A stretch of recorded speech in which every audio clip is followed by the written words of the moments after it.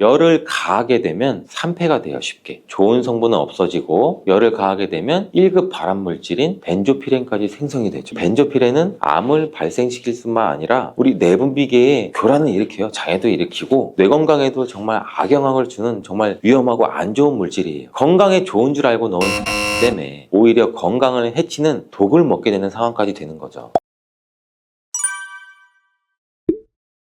미역과 이것 함께 드시면 당뇨가 낮아지고 치매도 예방됩니다. 평소 무심코 한 이 행동 때문에 암과 치매에 걸릴 수가 있어요. 미역에는 풍부한 영양 성분이 있어서 당뇨 예방, 골다공증, 심혈관 질환, 암 예방 등등 굉장히 다양한 효능을 갖고 있는데, 그렇다면 여러분들 미역은 어떻게 먹어야 암과 치매에 안 걸리고 우리 몸을 건강하게 만드는 보약이 될 수 있을까요? 미역국 끓일 때 고소한 들기름에 미역을 달달 볶아서 끓여 먹으면 정말 맛있잖아요. 그런데 절대로 미역을 볶을 때 들기름을 넣고 조리하시면 안 됩니다. 들기름은 오메가3 지방산과 리놀렌산이 풍부해서 혈관의 콜레스테롤도 제거해주고 노폐물을 배출해서 혈관을 건강하게 해주는데 심혈관 지방 예방해주고 뇌신경도 활발하게 해서 치매 예방에도 굉장히 좋은 효능이 있어요. 그런데 이 들기름은 발연점이 낮아서 열을 가하게 되면 산패가 돼요. 쉽게. 좋은 성분은 없어지고 열을 가하게 되면 1급 발암물질인 벤조피렌까지 생성이 되죠. 벤조피렌은 암을 발생시킬 뿐만 아니라 우리 내분비계에 교란을 일으켜요. 장애도 일으키고 뇌 건강에도 정말 악영향을 주는 정말 위험하고 안 좋은 물질이에요. 건강에 좋은 줄 알고 넣은 들기름 때문에 오히려 건강을 해치는 독을 먹게 되는 상황까지 되는 거죠. 들기름은 그러면 미역국에 안 넣어야 되냐? 아니에요. 미역국을 다 끓인 다음에 마지막에 한 스푼 들기름을 넣어서 드시면 이 들기름의 효능과 고소한 맛을 온전히 누릴 수가 있어요.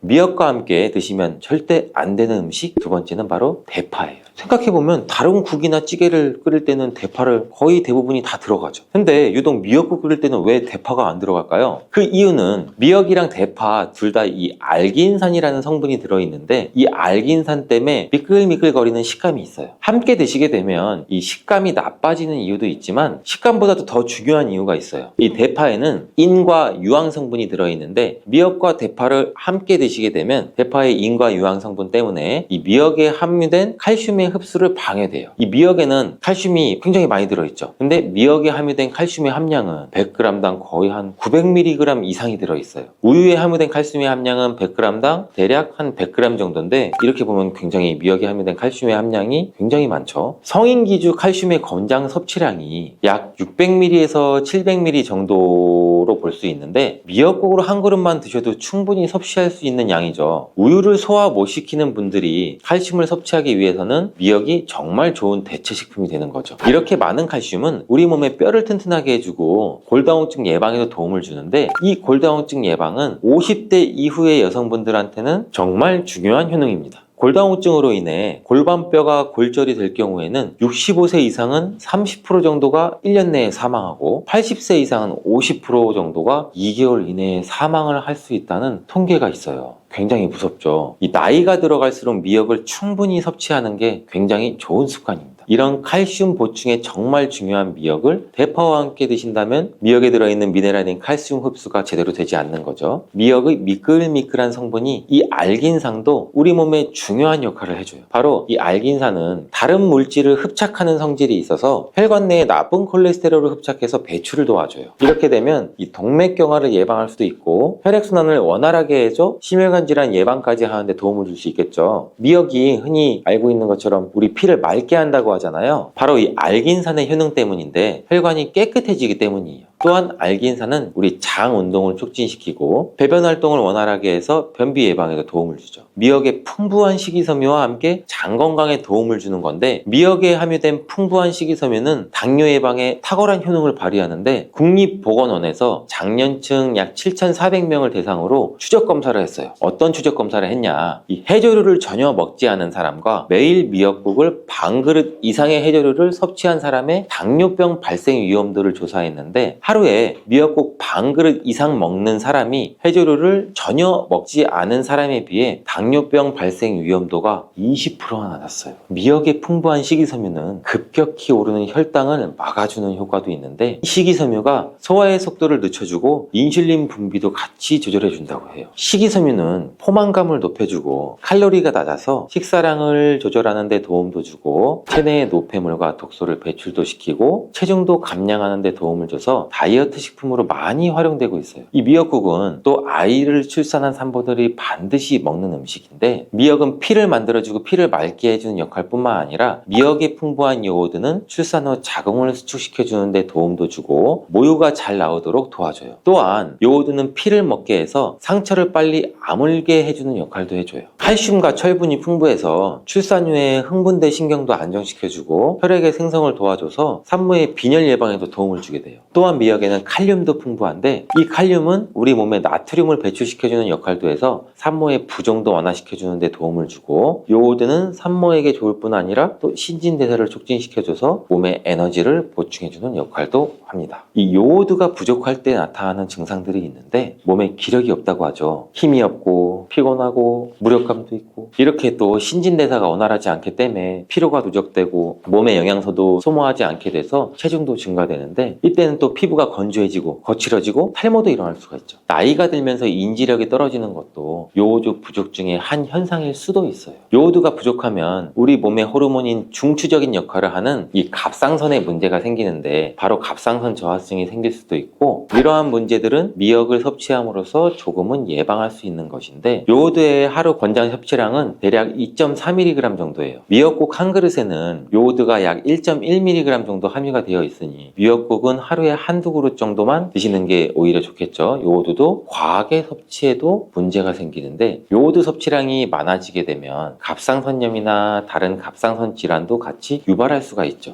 특별히 갑상선에 문제가 있으신 분들이나 약하신 분들은 미역을 과다하게 섭취하는데도 주의하시는 게 좋고, 갑상선은 우리 몸의 중요한 내분비 기관 중 또 하나예요. 갑상선은 목 부분 기관지 아래에 위치한 나비 모양의 내분비 기관인데 굉장히 중요한 여러 기능을 하는데, 그 중에서도 대사율을 조절하는 역할이 있어요. 갑상선은 T3 호르몬, T4 호르몬이 있는데, 이 호르몬들을 우리 몸에 분비해서 우리 몸의 에너지 소비와 체온 조절 역할을 하는 데에도 굉장히 중요한 역할을 하게 돼요. 갑상선 호르몬은 신경 시스템의 정상적인 기능을 유지하는 데 꼭 필요한 호르몬인데, 이게 제대로 분비가 되지 않아서 수치가 너무 높거나 낮게 되면 우울증 증세, 불안 증세, 기억력 감퇴, 이러한 문제도 발생할 수 있고, 이 갑상선 호르몬에 영향을 미치는 것 중에 요오드가 있는데, 요오드가 부족하면 세계보건기구에서는 뇌세포가 손상되고 치매가 발생할 수도 있다고 보고하고 있어요. 갑상선 저하증이나 항진증이 있으신 분들이 요오드가 많은 미역을 드시면 오히려 건강을 더 해칠 수가 있는데, 건강하신 분들은 미역을 많이 드셔도 이 호르몬 조절이 잘 돼서 문제가 없지만, 갑상선 기능에 문제가 있어 호르몬 조절이 잘 안 되시는 분들은 이 요오드의 수치가 높아지게 되면 체내의 활성산소도 증가하게 돼서 염증도 유발시킬 수가 있고, 갑상선염도 유발될 수 있고, 극히 드물지만 갑상선 암으로까지 발전시킬 가능성도 가지고 있다고 하네요. 따라서 갑상선약을 드시고 계시거나 갑상선에 문제가 있으신 분들은 미역을 드실 때 너무 과하지 않게 주의하는 게 좋겠습니다. 날이 갈수록 암에 대한 발병률도 높아지고 있어 암에 대한 관심도가 높아지는 것도 사실이죠. 미역에는 강력한 항암 효과도 가지고 있는데, 건강식품으로는 굉장히 좋아요. 미역에는 요오드, 식이섬유, 칼슘, 비타민 굉장히 많은 영양소가 있다고 했잖아요. 그런 것들보다 훨씬 중요한 것이 있어요. 바로 후코이단이라는 성분인데, 이 성분이 바로 강력한 항암 작용을 한다고 알려져 있어요. 후코이단 성분은 미역의 줄기보다 이 미역 귀에 7배나 많이 들어있고, 요즘에 미역 귀가 항암식품으로 굉장히 많이 알려지고 있어요. 이 후코이단은 암세포가 스스로 사멸되도록 유도하는 효능이 있는데, 이러한 효능으로 암세포가 생기는 것을 막아주고 전이 되는 것도 방지할 수가 있다는 거죠. 이 후코이단은 폐암, 간암, 대장암, 유방암 등등 백혈병에 효능이 좋다고 입증된 논문들이 발표되기도 했는데, 후코이단은 항암작용 외에도 콜레스테롤이 혈관에 흡착되지 않도록 막아주고 혈류도 원활하게 해줘 혈관을 건강하게 해주는 역할도 같이 해준다고 해요. 이렇게 혈관을 깨끗하게 해줘 뇌졸중과 뇌경색, 심근경색 등의 심혈관 질환도 예방할 수 있고,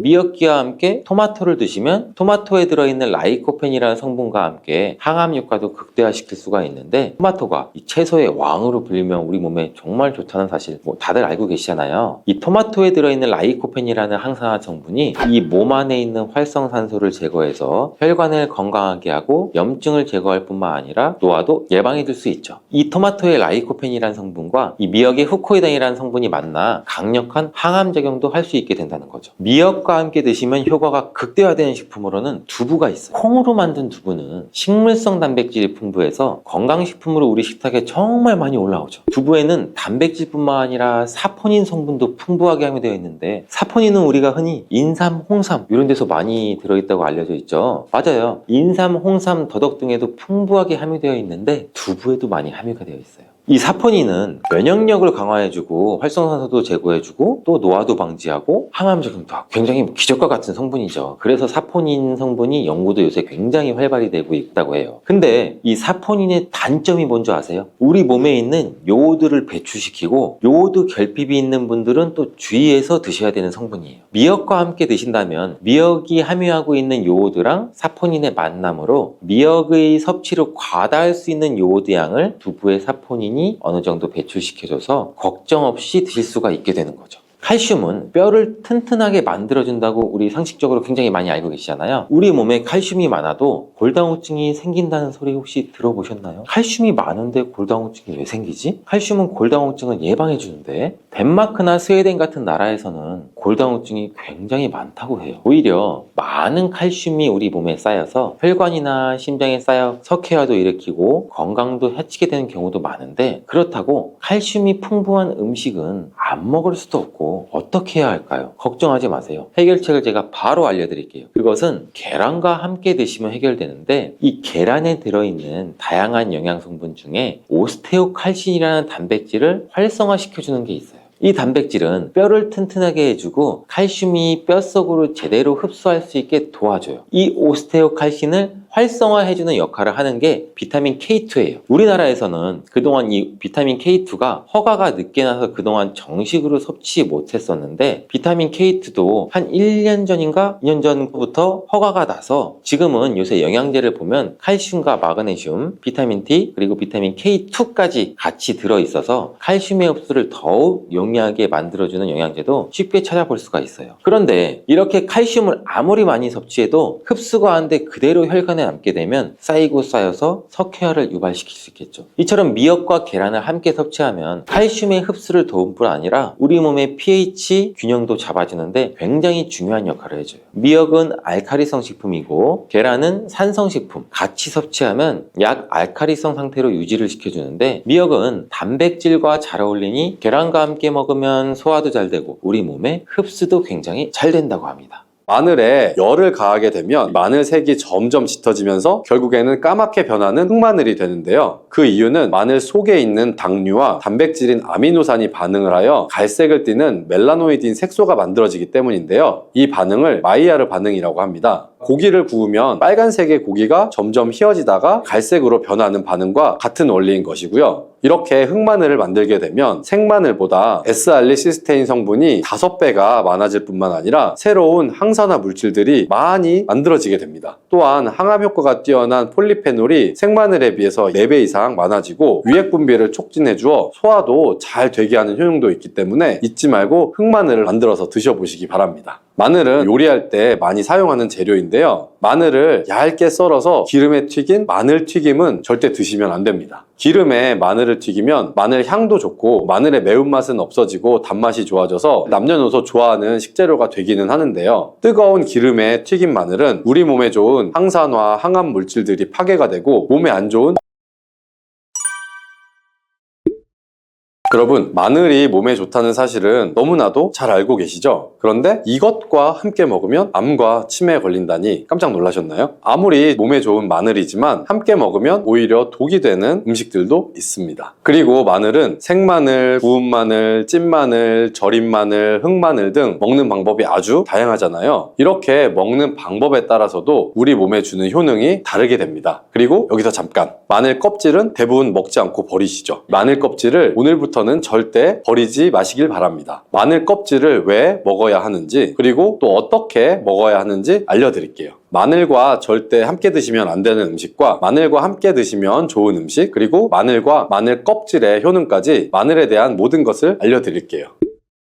마늘은 우리나라 사람들이 좋아하는 식재료죠. 한국농촌경제연구원이 발표한 자료에 따르면 우리나라 1인당 1년 동안 마늘 소비량이 7kg 정도인데요. 놀라지 마세요. 세계 평균은 0.8kg이랍니다. 우리나라 사람들이 마늘을 많이 먹는다는 거죠. 마늘을 많이 먹는다는 건 그만큼 건강한 식단을 먹고 있을 가능성이 높다는 사실이지만 먹는 방법에 따라서 오히려 독이 될 수도 있습니다. 여기서 마늘과 함께 먹으면 절대 안 되는 음식 첫 번째는 바로 빵입니다. 마늘빵 아시죠? 마늘이 발라져 있어서 달콤 쌉싸름한 마늘 맛도 나고 향긋한 향도 좋아서 즐겨 먹게 되는데요. 마늘이 있어서 몸에도 좋은 빵이라고 착각하고 즐겨 드실 수 있죠. 마늘빵은 많이 드시면 안 됩니다. 왜냐하면 빵의 재료인 밀가루는 탄수화물이 주 성분인데요. 밀가루의 고탄수화물은 소화 과정에서 당으로 분해가 되고 혈당 지수를 급격히 올리게 되며 이때 인슐린의 분비가 과도하게 나오게 됩니다. 이런 현상이 반복되게 되면 체내 인슐린 저항성이 높아지고 췌장을 망가뜨려서 당뇨를 유발할 수가 있는 것이죠. 그리고 이 당은 몸에 흡수되면서 지방으로 변하게 되고 쉽게 살이 찌게 되어 비만을 야기할 수도 있습니다. 또한 밀가루로 빵을 만들면 글루텐이라는 단백질이 생성이 되는데 이 글루텐은 소화불량, 복통, 변비 등의 증상을 유발할 수가 있죠. 이뿐 아니라 글루텐이 몸에 들어오면 장에서 에소루핀이라는 성분이 만들어지는데 이 에소루핀은 중독성이 강해서 밀가루 중독을 일으켜 빵 같은 밀가루를 과다하게 섭취하게 만든다는 것입니다. 마늘이 아무리 좋은 성분으로 항암작용, 항해염증 작용을 한다고 해도 마늘빵으로 드신다면 아무 소용이 없게 됩니다. 그럼 마늘은 어떻게 먹어야 마늘의 효능을 극대화할 수 있을까요? 마늘은 생으로 드실 때도 물론 좋지만 익혀서 드실 때 더욱 좋습니다. 몸에 보약이 되는 마늘 먹는 법을 알려드릴게요. 첫 번째는 마늘밥입니다. 국립농업과학원에 따르면 마늘의 S알릴시스테인 함량을 조리법에 따라서 조사한 결과 생마늘일 때 S알릴시스테인 함량이 2.77mg 정도가 되었고 삶기 시작한 후에 30분 정도 지나면 4.92mg이 되었으며 1시간이 지났을 때는 9.16mg으로 생마늘에 비해 무려 4배 이상 많아진다고 했습니다. 뿐만 아니라 121도의 온도에서 1시간 동안 마늘을 쪘을 때 S알릴시스테인 함량이 50.24mg으로 생마늘보다 18배 정도나 높다고 연구 결과를 발표했습니다. 따라서 마늘을 드실 때는 1시간 이상 끓여서 드시는 것이 좋겠죠. 이런 방법이 번거로우시다면 추천드리는 방법이 바로 마늘밥입니다. 밥을 할 때 마늘을 넣는 건데요. 1인분을 할 때 마늘을 한 3, 4알 정도씩 넣어서 밥을 하시면 됩니다. 현미가 있다면 현미를 넣은 마늘밥을 하시면 더욱 좋은데요. 현미 속에는 티아민이라는 성분이 있는데 마늘의 S알릴시스테인과 현미의 알리티아민 두 가지 성분을 모두 섭취하여 항암 효과뿐 아니라 피로회복, 근육통 완화에도 좋은 밥이 되는 것이죠. 그럼 마늘밥을 하기 위해 마늘을 까고 나면 껍질은 어떻게 하셨나요? 다 버리셨죠? 오늘부터는 절대 버리지 말기 바랍니다. 마늘에 효능하면 첫 번째로 생각나는 것이 아마도 항암 효과일 거예요. 그런데 마늘 껍질을 통해서 엄청난 항암 효과를 누릴 수가 있다고 하거든요. 우리나라 연구진에서 연구한 결과 마늘 껍질을 70% 에탄올 용매로 반복적으로 추출해서 만든 마늘 껍질 추출물이 암 예방에 효과가 아주 탁월하다고 발표를 하였습니다. 특히 유방암, 위암, 간암, 대장암, 폐암뿐 아니라 다양한 암세포에 대한 억제 효과가 있다고 했는데요. 그 중에서도 유방암 세포의 증식을 억제하는데 효과가 가장 높았다고 합니다. 마늘 껍질의 두 번째 효능은 바로 심혈관을 튼튼하게 한다는 것입니다. 마늘 껍질은 마늘 알맹이보다 식이섬유가 4배, 폴리페놀이 7배나 많게 함유되어 있는데요. 식이섬유는 혈관 내 나쁜 콜레스테롤을 흡착시켜서 몸 밖으로 배출하는 데 도움을 주죠. 항산화 성분인 폴리페놀이 콜레스테롤이 산화되는 것을 막아서 나쁜 콜레스테롤이 만들어지는 것을 방지하는 데 효능이 있는 아주 중요한 성분입니다. 마늘 껍질에 함유된 알리신 성분은 혈중 지지를 낮춰 콜레스테롤과 중성지방을 낮추는 데 효과적인 성분이 되고요. 이를 통해 동맥경화를 방지하는 데 도움을 주어서 심혈관 질환을 예방하는 데 좋은 성분이 되는 것입니다. 또 마늘 껍질을 말려서 분말로 만들어 음식에 넣어 드시면 비만을 막아주는 효과를 볼 수가 있는데요. 식이섬유가 풍부해서 지방의 흡수를 막고 나쁜 지방을 배출하는 데에도 탁월한 효능이 있습니다. 뿐만 아니라 체내 지방 대사를 촉진하기 때문에 지방 분해가 빠르게 일어나 체지방을 제거하는 데도 아주 효과가 좋습니다. 그리고 마늘 껍질을 분말로 드시는 방법 말고 차로도 드시는 방법이 방법이 있는데요. 마늘 차를 우리는 방법을 알려드릴게요. 마늘 껍질을 깨끗하게 씻어서 말린 다음에 기름을 두르지 않은 팬에 마늘 껍질을 넣고 볶아주어 수분을 없애줍니다. 이렇게 하는 이유는 수분을 없애기 위한 것도 있지만 마늘 껍질에 열을 가하게 되면 항산화 성분인 폴리페놀과 플라보노이드 성분이 증가하기 때문이에요. 이렇게 수분을 없앤 마늘 껍질을 냉동실에 보관하셨다가 드실 때 끓는 물에다가 소주를 반컵 정도 넣고 물 1리터, 마늘 껍질을 약 15g 정도를 넣고 끓여주시면 됩니다. 이렇게 끓인 마늘 껍질차를 따뜻하게 드셔도 되고 냉장고에 넣어서 시원하게 드셔도 괜찮습니다. 마늘이 몸에 좋다고 해서 꿀에 마늘을 재워 드시는 분들 계시죠. 물론 꿀마늘이 몸에 좋은 분들도 있지만 꿀과 마늘은 함께 먹으면 안 되는 음식입니다. 식품 비방이라는 문헌에 보면 꿀과 마늘은 함께 먹으면 안 된다라고 적혀 있는데요. 그 이유는 꿀과 마늘이 둘 다 열을 내는 뜨거운 음식이기 때문이에요. 꿀과 마늘을 함께 먹게 되면 체질이 맞지 않는 경우에는 부작용이 크게 나타날 수가 있습니다. 체질이 맞지 않는 분들이 이 꿀마늘을 드시게 되면 눈의 충혈도 잦아지고 노화가 빨라질 수가 있는 거고요. 돋보기를 빨리 쓰게 될 수 있다는 것이죠. 또한 두통이 생기며 피부에도 트러블이 생기는 부작용도 있으니 꼭 기억하시는 것이 좋습니다. 또한 당 섭취에 주의하셔야 하는 당뇨, 고지혈증을 갖고 계신 분들이나 암 환자분들도 절대로 꿀마늘을 드시면 안 됩니다. 그렇다면 마늘은 또 어떻게 먹으면 좋을까요?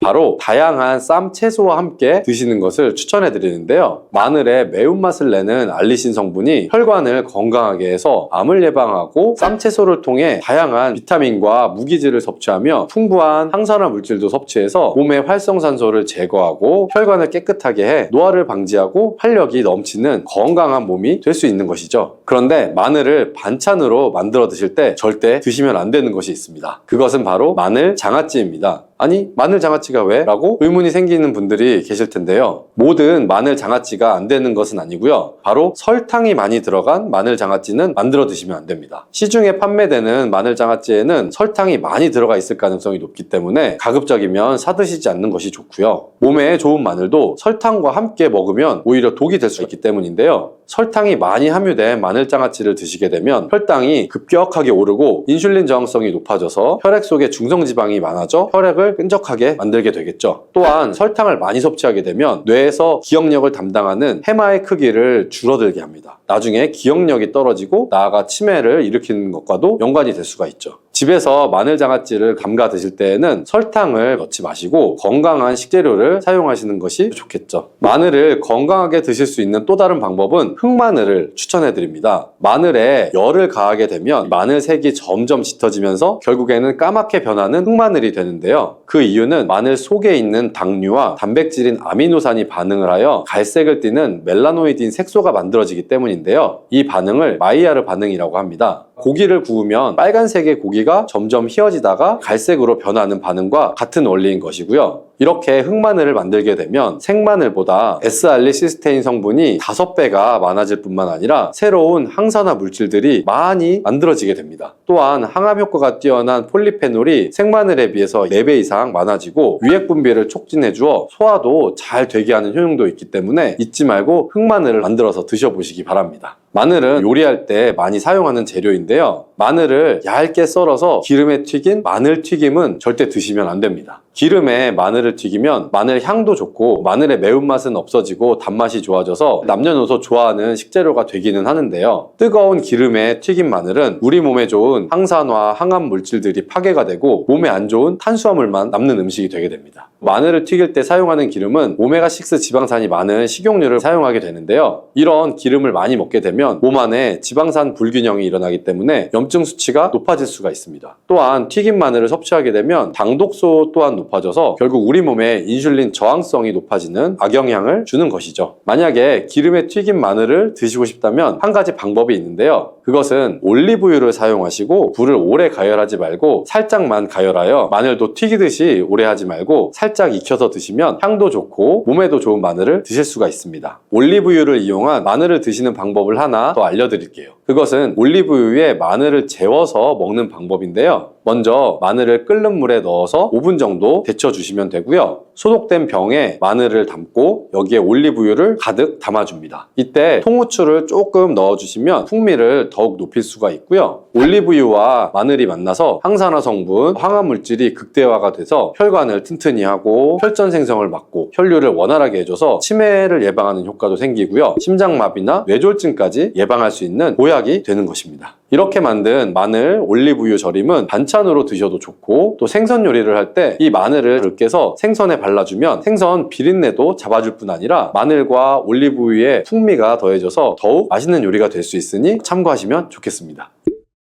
이렇게 좋은 마늘도 드실 때 주의하셔야 할 분들이 있는데요. 마늘의 효능 중에 혈전을 제거하고 혈류를 원활하게 하는 효능이 있었잖아요. 이런 효능은 혈액을 묽게 만들어주기 때문인데요. 이미 와파린이나 아스피린 같은 혈전 용해제를 복용하시는 분들이 마늘을 많이 드시게 되면 상처가 나거나 했을 때 피가 잘 멈추지 않을 수가 있기 때문에 주의하시는 것이 좋고요. 또한 평소에 위염이나 위궤양이 있어서 위가 안 좋으신 분들도 마늘의 알리신 성분이 위 점막을 자극해서 증상이 악화될 수 있기 때문에 주의하시는 것이 좋습니다. 그리고 과민성 대장 증후군이 있는 분들도 마늘을 많이 드시게 되면 복통이 일어날 수가 있기 때문에 마늘을 조금만 드시길 바랍니다.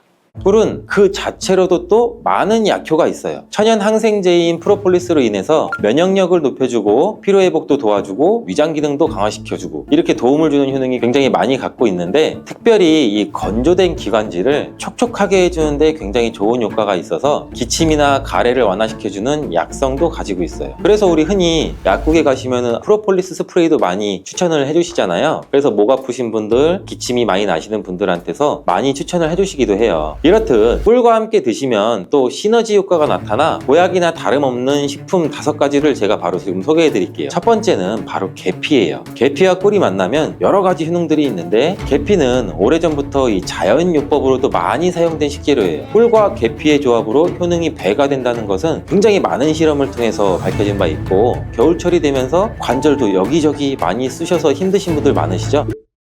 꿀과 이것을 함께 드시면 관절염과 기침 감기가 싹 사라집니다. 예로부터 꿀물로 기침을 다스리기도 했는데 알고 계시죠? 고대 그리스에서는 꿀을 신들의 음식이라고 부르기도 했고 꿀은 인류 역사상 가장 오래된 천연 감미료이자 약재로 굉장히 많이 사용했어요. 이집트에서는 미라를 만들 때에도 꿀을 사용하기도 했고요. 꿀은 약으로 쓰일 만큼 우리 몸에 정말 좋은 효능들이 굉장히 많이 있는데 잘못 먹으면 약효가 하나도 없을 뿐만 아니라 오히려 몸을 해치는 독이 될 수도 있다는 사실도 혹시 알고 계신가요? 꿀의 종류와 절대 먹으면 안 되는 꿀과 좋은 꿀을 고르는 방법, 그리고 꿀과 함께 먹으면 좋은 최고의 음식 5가지 제가 지금 꿀에 대해서 모든 것을 한번 알려드릴게요.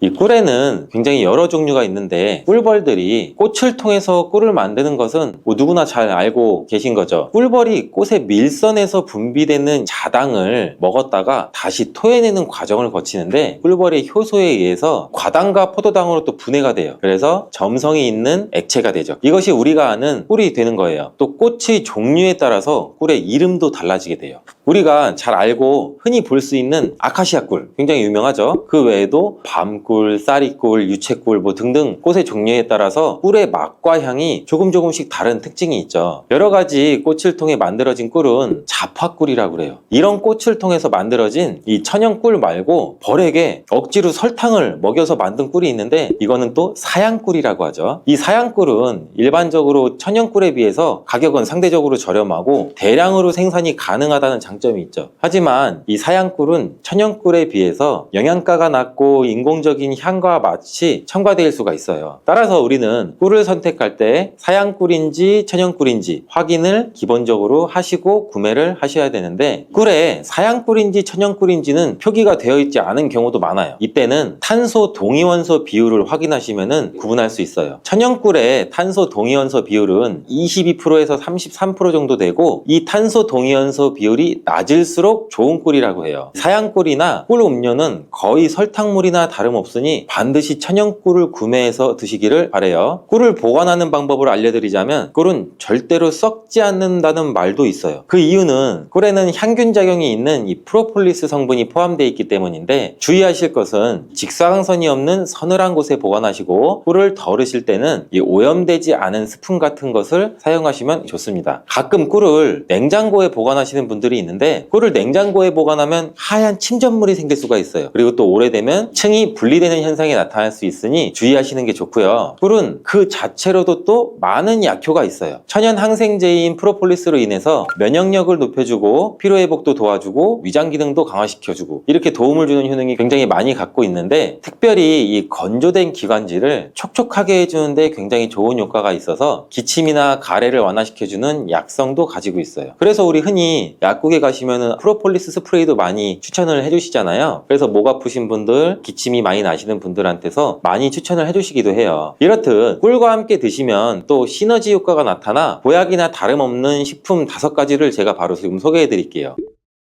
첫 번째는 바로 계피예요. 계피와 꿀이 만나면 여러 가지 효능들이 있는데, 계피는 오래전부터 이 자연요법으로도 많이 사용된 식재료예요. 꿀과 계피의 조합으로 효능이 배가 된다는 것은 굉장히 많은 실험을 통해서 밝혀진 바 있고, 겨울철이 되면서 관절도 여기저기 많이 쑤셔서 힘드신 분들 많으시죠? 지금 집중해서 영상 보세요. 꿀과 계피의 조합으로 가장 두드러지는 첫 번째 효능은 소염작용을 통한 관절의 염증을 완화시켜줘서 관절 건강에 큰 도움을 줄 수 있다는 거예요. 덴마크 코펜하겐 대학에서 꿀과 계피의 관절염 개선 효과에 대해 연구를 했는데, 연구진들은 약 200명의 관절염 환자를 대상으로 아침과 저녁 식사 전에 따뜻한 물에 꿀 1스푼과 계피 반 스푼을 티스푼으로 섞어서 마시게 했어요. 일주일 만에 환자의 약 73% 정도가 통증이 유의미하게 개선이 되었고, 한 달 내에 이전에 걷기도 힘들었던 환자의 대부분이 통증이 많이 감소돼서 걸을 수도 있게 되었다고 해요. 이 연구는 꿀과 계피를 함께 복용하면 관절염 환자의 증상을 개선한다는 데 도움이 될 수 있다는 것을 보여주고 있어요. 꿀과 계피를 함께 먹을 때의 효능 두 번째는 콜레스테롤을 조절해서 혈관 건강 개선에 도움을 준다는 거예요. 덴마크 농무부 연구 결과에 따르면 계피를 40일 동안 이 4분의 1 티스푼을 섭취하자 중성지방이 30%, 콜레스테롤은 20%나 감소했다고 해요. 꿀은 지질대사라고 해서 나쁜 콜레스테롤은 줄이고 좋은 콜레스테롤은 늘리는 작용을 해서, 계피도 풍부한 폴리페놀 성분이 꿀과 비슷한 효능을 나타낸다고 해요. 이 효능들이 더해지니 혈관의 지방을 제거하고 동맥과 혈관도 튼튼하게 해주고 심장이나 뇌졸중과 같은 이 혈관 질환을 예방할 수 있는데 도움을 줄 수 있다는 거죠. 꿀과 계피를 함께 먹을 때의 효능 세 번째는 감기와 독감 완화시켜줄 수 있다는 거고, 요즘같이 추운 날씨에 감기 굉장히 많이 걸리시잖아요. 이때 계피와 꿀을 섞으면 굉장히 우리 몸에 도움이 돼요. 날씨가 추워지면 체온이 떨어지고, 체온이 떨어지게 되면 이 면역력이 떨어지게 돼서 감기에 걸리기 쉬워지는 환경에 우리가 노출이 되는데, 꿀과 계피에는 면역력을 강화시켜주는 성분이 함유되어 있고 항균 및 항바이러스 효과가 있는 성분도 함유되어 있어서 감기와 독감을 예방하는데 굉장히 큰 도움을 줄 수가 있어요. 또한 항염증 효과가 있는 성분이 함유되어 있어 감기와 독감의 증상인 이 발열, 인후통, 근육통 등을 완화시키는 데에도 굉장히 효과가 커요. 꿀과 계피를 함께 먹을 때의 효능 네 번째는 위장장애를 개선하는 데 도움을 줄 수 있다는 건데, 꿀과 계피는 소화를 촉진시키고 위장 온도를 원활하게 도와주는 효능이 있어요. 위장을 따뜻하게 해주는 효능도 같이 가지고 있고요. 또한 꿀은 위산을 중화시켜서 소화를 돕는 역할도 같이 하기도 해요. 꿀과 계피가 위에 들어가면 위장의 점막이 자극이 돼서 위액 분비를 왕성하게 해줘서 소화장애에 도움을 줄 수 있어요. 그리고 위에 생긴 상처를 치료해줘서 개선을 시켜줄 수도 있고, 위궤양을 막고 이 경련성 통증도 억제해서 위장의 연동응전도 촉진하고 가스 제거도 같이 배출시키는 효과도 가지고 있어요. 꿀과 계피를 함께 먹을 때의 효능 다섯 번째는 노화 방지와 피부 개선에 도움을 준다는 거예요. 미국의 일리노이드 대학 연구팀은 꿀의 항산화 성분이 남성의 신체에 미치는 영향을 조사하기 위해서 남성을 대상으로 꿀물 섭취 그룹과 이 위약 그룹으로 나눠 연구를 진행한 실험도 있는데, 그 연구 결과 꿀물을 섭취한 그룹은 꿀물을 섭취하지 않은 그룹에 비해서 항산화 성분이 증가하고 신체 기능이 개선되는 효과가 나타났다고 발표를 했죠. 이는 꿀에 함유된 항산화 성분이 우리 몸에 활성산소를 제거해주고 해주고 노화도 방지해주고 면역력도 강화시켜주는 효과가 있기 때문이란 말일 수가 있겠죠. 또 피부를 건강하게 해주는 효과도 볼 수 있었는데 꿀과 계피를 함께 먹으면 피부의 보습과 탄력도 유지할 수 있어요. 그리고 꿀은 피부에 수분을 공급하고 계피는 우리 피부의 염증을 완화시켜주는 효과도 가지고 있어요. 꿀과 함께 드실 때 최고의 식품 중 두 번째는 마늘이 있죠. 꿀에 마늘을 재워서 드시는 분들 많이 계시잖아요. 아주 잘하고 계신 거예요. 이 꿀과 마늘을 함께 드시면 우리 몸에 굉장히 좋은데 꿀과 마늘이 모두 면역력을 강화시키는 성분이 풍부하게 함유가 되어 있어요. 특히 이 마늘의 알리신 성분은 항균 및 항바이러스 효과가 뛰어나서 감기나 독감 등의 질병을 예방하는데 굉장히 큰 도움을 주고, 또한 마늘의 이 알리신 성분은 우리 혈압도 조절해주는 역할도 하고 우리 혈액을 맑게 유지해주면서 혈관을 건강하게 유지시켜주는 효능도 같이 갖고 있어요. 꿀은 혈액순환도 촉진하고 혈압을 낮추는 데에도 도움을 줄 수가 있어요. 꿀과 마늘 모두 항산화 작용이 뛰어난 성분들이 함유가 되어 있어 우리 몸에 활성산소도 제거해줘 노화를 방지해주는 효과도 가지고 있죠. 꿀과 함께 드실 때 최고의 식품 세 번째는 무예요. 무를 채를 써서 꿀에 재워 드시면 되는데 기침과 가래에 효과가 아주 좋은 천연 약재라고 보시면 돼요. 감기에 걸려서 기침이 잘 낫지 않고 속이 더부룩하고 또 소화도 안 될 때 꿀에 무를 재운 걸 드시면 너무 좋은데, 무의 매운맛을 내는 이 시니그린 성분이 위장에 우리 점막을 자극해서 점액 분비를 활성화시킬 뿐만 아니라 기관지 점막에 붙어있는 가래도 묽게 만들어 몸 밖으로 쉽게 배출되는데 큰 도움을 주게 돼요. 꿀은 기침의 약재로 많이 쓰이게 되는데 영국에 있는 옥스퍼드 대학 연구팀이 감기 환자 약 1761명을 대상으로 조사한 결과 꿀을 먹은 환자는 감기 증상이 개선이 되고 치료 기간 또한 단축된다는 효과가 있었다고 보고되었는데, 한 연구에 따르면 알러지 감기 치료에 사용되는 이 항히스타민제인 디페니드라민 성분을 복용한 환자보다 꿀을 먹은 환자가 기침의 빈도와 정도가 더욱 개선되었다고 해요. 꿀과 함께 드실 때 최고의 식품 네 번째는 바로 오미자예요. 오미자와 꿀이 만나면 우리 몸의 호흡기 질환, 만성 기침에 굉장히 좋은 효능이 있는데, 요즘같이 찬바람이 불면 목이 건조해지면서 마른 기침이 계속 나와 또 힘들 수가 있죠. 또 마른 기침이 계속 나지만 가래가 없는 분들, 장기침이 계속 나와서 기침을 많이 하면 가슴도 아프잖아요. 그리고 또 일상생활을 하는데 지장도 많이 있고 불편하신 분들이 굉장히 많잖아요. 이런 분들한테는 꿀과 오미자가 정말 좋은 조합이에요. 오미자는 폐와 기관지를 촉촉하게 해줘서 이런 마른 기침에도 효과적입니다. 꿀과 함께 드실 때 최고의 식품 다섯 번째는 바로 생강이에요. 생강을 채로 잘게 썰거나 갈아서 꿀에 재워서 드시면 되는데, 꿀 생강은 기침에 당연히 좋고 몸에 찬 기운이 돌고 혈액순환이 안 되는 것 같을 때 드시면 더욱더 좋아요. 몸을 따뜻하게 데워주는 효과가 있고 감기 초기 그리고 몸살이 났을 때도 드시면 컨디션을 회복하는데 굉장히 큰 도움을 받을 수가 있죠. 또한 소화불량일 때에도 꿀 생강을 드시면 속이 편안해지는 것도 느껴보실 수 있을 거예요. 불수용성 옥살산은 이미 칼슘과 결합된 형태로 되어 있는 경우가 많고 물에 녹지 않아서 우리 몸에 흡수되기가 어려워 크게 걱정하지 않아도 됩니다. 문제는 수용성 옥살산입니다. 이 수용성 옥살산은 물에 잘 녹기 때문에 장에서 흡수되며 칼슘과 결합해서 덩어리를 이루게 되고 뾰족한 결정이 우리 몸을 공격하는 것이 됩니다. 한 논문에서는 시금치에는 수용성 옥살산이 92%라고 보고하고 있습니다. 시금치를 먹게 되면 옥살산이 많이 흡수될 수 있다는 것이죠. 그럼 시금치를 먹으면 안 되는 것일까요? 그렇지는 않습니다. 드실 때 옥살산을 제거하고 드시면 되는데요. 시금치를 드실 때는 반드시 이 작업을 하셔야 합니다. 그것은 바로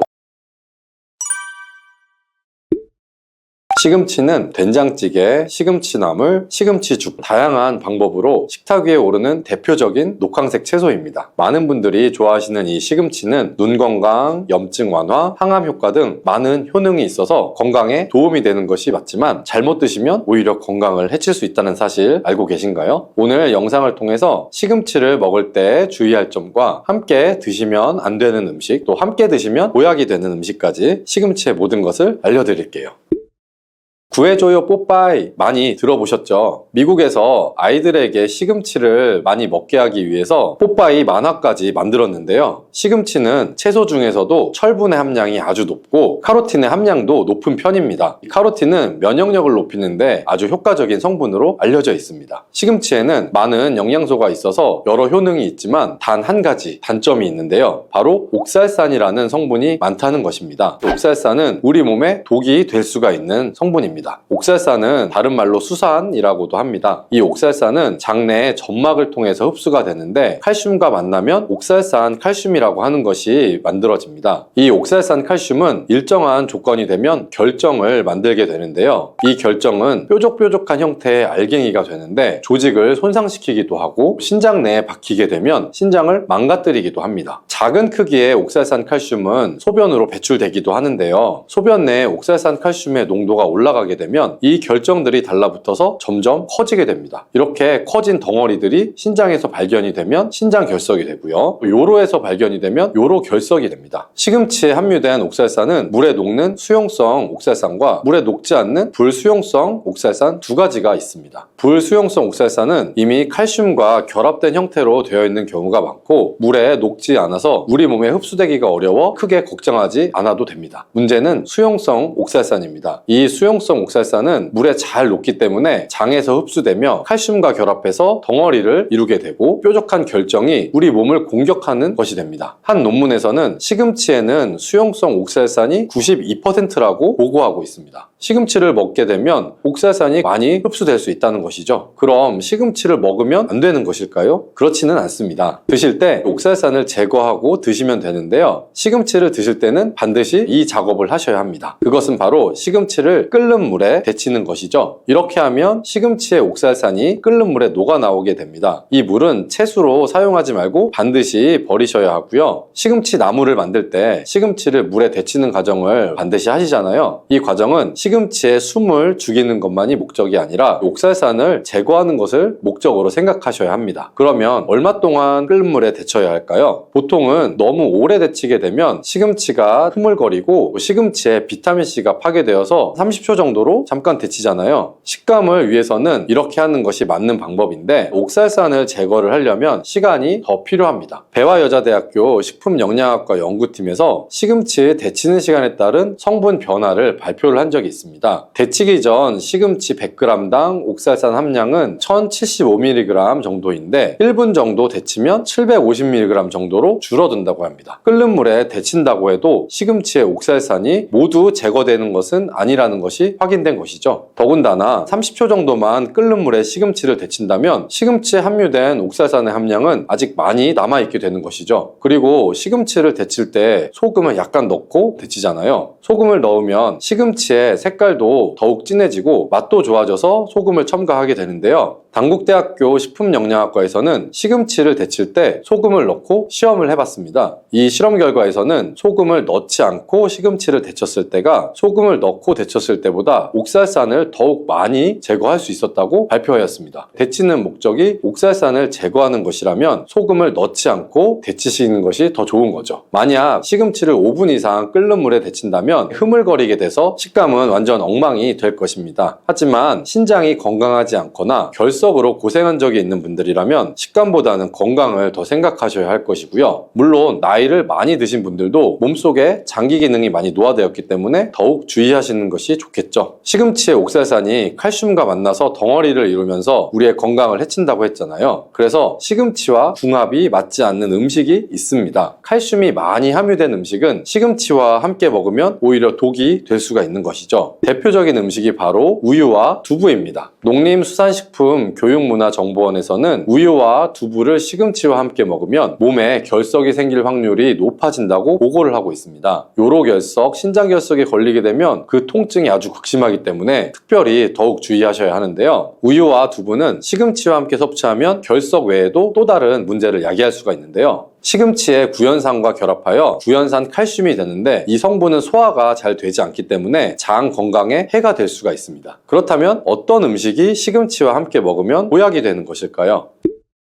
첫 번째는 바로 감입니다. 시금치와 감은 서로 다른 영양소를 함유하고 있어서 함께 먹게 되면 시너지 효과를 낼 수가 있는데요. 시금치에는 철분, 엽산, 비타민 A 등이 풍부하게 함유되어 있고 감에는 칼륨, 비타민 C, 식이섬유, 베타카로틴 등이 풍부하게 함유되어 있습니다. 감에 풍부하게 함유된 비타민C는 시금치의 철분이 우리 몸에 흡수되는 것을 도와줄 수가 있고요. 여기서 한 가지 주의할 점은 감에는 당분이 많아서 당뇨가 있는 분이라면 혈당 수치 조절을 위해 섭취하는 양을 조절해서 드실 필요가 있겠습니다. 그리고 감의 껍질에는 많은 영양소가 함유되어 있지만 평소 민감한 알레르기 반응이 있는 분들은 감의 껍질을 제거하고 드시는 것을 권장합니다. 또한 시금치와 궁합이 잘 맞는 식품에는 들기름, 참기름, 참깨가 있습니다. 들기름은 시금치에 함유되어 있는 베타카로틴, 안토시아닌 등의 지용성 영양소들의 흡수율을 높이는 데 도움을 주고 시금치의 최대 단점인 옥살산을 중화시켜주는 데에도 도움을 줄 수가 있습니다. 시금치에는 눈 건강에 도움이 되는 비타민 A가 많이 함유되어 있는데요. 눈 건강을 좋게 하는데 도움을 주는 성분인 루테인, 지아잔틴, 베타카로틴, 비타민 A는 모두 지용성의 성분들입니다. 그렇기 때문에 들기름, 참기름과 같은 건강한 기름과 함께 섭취할 때 흡수율을 극대화시킬 수 있습니다. 이에 더해서 시금치와 계란을 함께 드시면 정말 보약이나 다름없는 좋은 음식이 되는데요. 계란에는 루테인과 지아잔틴뿐만 아니라 레시틴이라는 성분도 풍부하게 함유되어 있어서 시금치의 지용성 영양성분뿐만 아니라 수용성 영양성분까지도 흡수율을 극대화시킬 수가 있습니다. 이렇게 시금치와 계란에 들기름을 함께 드시게 되면 음식의 궁합이 더할 나위 없이 좋아지게 되는 것입니다. 시금치의 효능을 조금 더 살펴보면 시금치에는 철분 함량이 아주 풍부하고 베타카로틴의 함량도 높은 편에 속합니다. 한의학에서 시금치는 염증을 치료하는 데 사용하는 약재로도 사용할 정도로 염증 치료에 효과적인데요. 시금치는 겨울에 해풍을 맞고 자라 초록색이 짙을수록 효능이 좋은 것입니다. 시금치에는 수분, 비타민, 미네랄, 식이섬유뿐만 아니라 3대 영양소도 풍부하게 함유되어 있는 대표적인 녹황색 채소이고요. 주요 효능으로는 눈 건강, 혈압 개선, 면역력 향상, 신체 발육 촉진, 피부 미용, 변비 예방, 빈혈 예방에도 도움이 되는 음식입니다. 특히 혈액 속에 만성 염증을 제거하는 데 탁월한 효능이 있는 루테인, 셀레늄, 엽산 등이 풍부하게 함유되어 있습니다. 스웨덴의 린코핑 대학교 연구팀은 연구 결과에서 눈 건강에 도움을 주는 루테인이 관상동맥 질환과 관련이 있는 염증을 억제하고 관상동맥 질환을 개선하는 데 효과가 있다고 발표했습니다. 관상동맥은 심장의 근육에 혈액을 공급해주는 혈관인데요. 이 혈관이 좁아지거나 막히게 되면 심근경색의 증상이 나타나는 것입니다. 시금치의 뿌리에 풍부하게 함유된 안토시아닌과 카로틴 성분이 혈관 내의 활성산소를 제거하여 만성 염증을 억제하게 되고 이로써 심근경색뿐만 아니라 다른 여러 심혈관 질환을 예방할 수 있습니다. 시금치는 다이어트 식품으로도 많이 알려져 있는데요. 이는 시금치에 함유된 풍부한 수분과 식이섬유 때문입니다. 풍부한 식이섬유는 혈당 수치를 낮추고 혈관 속에 나쁜 콜레스테롤을 몸 밖으로 배출해 주어 혈관 건강에도 도움을 줄 수 있습니다. 한 가지 문제는 시금치의 식이섬유는 불용성의 식이섬유이기 때문에 소화가 잘 안 될 수가 있는데요. 이때 사과와 함께 드시면 이런 문제는 해결이 됩니다. 사과에는 대장암 예방에도 효과가 좋은 펙틴이라는 성분이 풍부한데요. 바로 이 펙틴이 식이섬유의 균형을 잘 맞춰줄 수 있는 수용성 성분입니다. 이뿐 아니라 사과의 펙틴은 장 건강에 유익한 지방산을 증가시키고 활성산소를 제거하는 역할을 합니다. 이런 사과를 시금치와 함께 드시면 항암 효과까지 극대화가 되는데요. 시금치에 풍부한 엽록소와 엽산이 항암 작용을 해서 암세포를 억제하고 발암물질을 억제하는 데 도움을 주는 것입니다. 또한 사과와 시금치를 함께 드시면 당뇨를 예방하는 데에도 효과가 좋아지는데요. 사과에 함유된 식이섬유가 콜레스테롤과 당분이 결합하여 몸속으로 흡수되는 것을 막아주는 역할을 하는 것입니다. 또한 시금치와 사과의 식이섬유는 음식물을 장 속에 오래 머물게 해서 혈당이 급격히 오르는 것을 방지하여 인슐린 분비를 조절하는 데 도움을 주게 됩니다. 시금치와 사과를 함께 드실 때는 시금치를 먼저 끓는 물에 삶아 물은 버리고 사과와 함께 갈아서 주스로 마시는 방법도 있으니 참고하시기 바랍니다.